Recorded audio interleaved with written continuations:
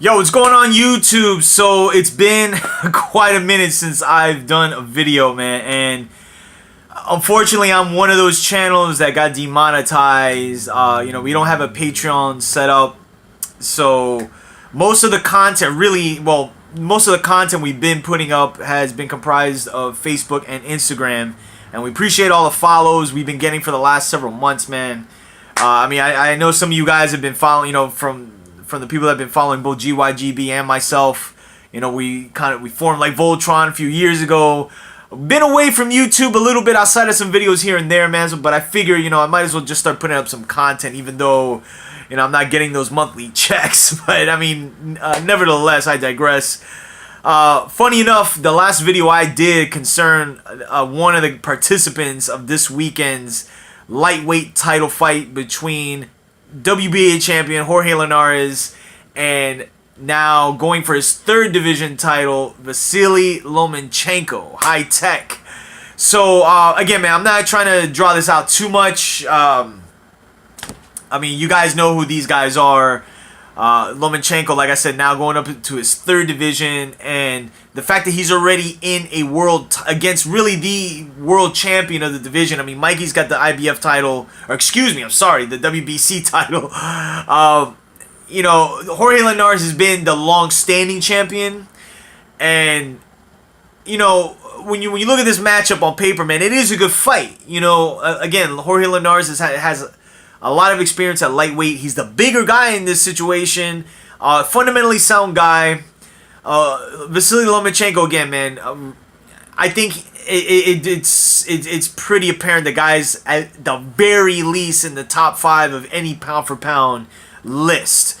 Some people even have him as number 1. I'm like, he's at like number 3 to me. I got Terrence Crawford at number 1, but again, I digress. As far as the matchup is concerned, again, on paper, this fight looks really good. I think it could turn into a good action fight. But the more I dwell into this fight, man, the more I see this fight really being dominated by Vasyl Lomachenko.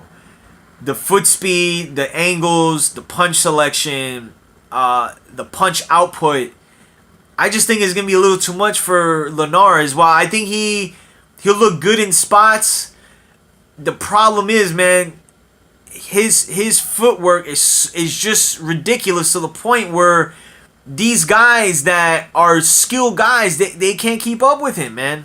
Meaning Lomachenko. So Linares' best shot is for him to land a big right hand. But again, man, like, what's the probability of that? And the thing with Jorge Linares that worries me for him, man, is he cuts. And I just think as this fight progresses, you're going to see Lomachenko frustrate the shit out of Jorge Linares. And for Linares being the long-standing lightweight, man, I think, like, even for him, this is his most difficult fight. While people are painting the picture that it's Lomachenko's most difficult fight. But that's kind of been fights like Nicholas Walters, Guillermo Rigondeaux, Gary Russell Jr., like, these fights going in were noted as Lomachenko's toughest fights. Now, again, the guy doesn't even have 15 fights yet, meaning Lomachenko. But it's like, this is like the storyline of every fight. And then when the fight ends, then the narrative kind of becomes like, oh, well, he was just overmatched. It's just like, at some point, man. And I think maybe, just maybe, this Linares fight is going to be that win that people are saying, okay, man, like, the jig is up, like, or as far as like the people thinking that Lomachenko's still a hype job. I think this fight will probably cement Lomachenko for the people that don't believe him already, that this guy's the real deal. So I have Lomachenko beating Linares, honestly, man, like, pretty soundly, 117, 111 type of scenario. I wouldn't be surprised if this fight is stopped on cuts, because, like I said, Linares tends to cut. So yeah, I'll give Linares the benefit of the doubt. I'll say he loses a unanimous decision, but again, would not be surprised if this fight is stopped on cuts. I don't want to think he's gonna quit in this fight, because I think Linares will go out on his shield before that happens, but his corner might say something else, And I believe this is Jorge Linares' first fight without his longtime trainer. That I don't like either. So I got Lomachenko winning pretty decisively, like a 117-111 unanimous decision to grab his third world title. Now, following this fight, we already know Mikey Garcia's he vacated the 140 title. He's coming back to 135, where he's still the WBC champ, and he's facing Robert Easter in a unification fight, which I'm excited for. But that's literally opening the doors for what I don't think is a big pay-per-view fight, but a seminal fight for both guys, Mikey and Vasyl Lomachenko. Because I like Mikey in the Robert Easter fight. I mean, not to give an early prediction on that fight, but I just like Mikey in that fight. I think Robert Easter fights too small for being a guy that just has a height advantage and a reach advantage over just about every guy that he's fought up to this point, but he doesn't utilize that advantage very much.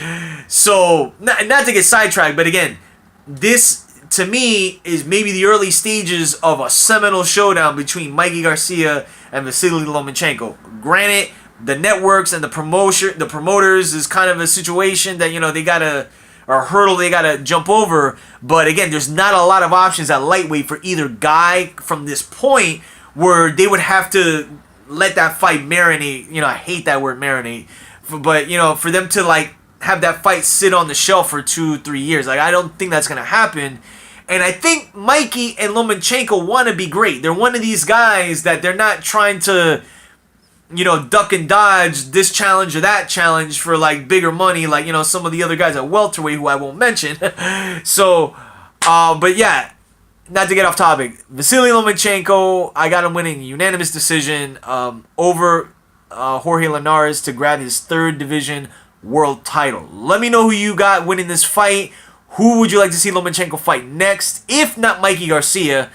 And yeah, that's pretty much it. And like I said, follow us on Facebook, facebook.com/GYGBoxing. I'll put the link in the description, as well as follow us on Instagram at Guard Your Girl Boxing. So I'm gonna be making more videos, man. I mean, at this point, who cares about the demonetization?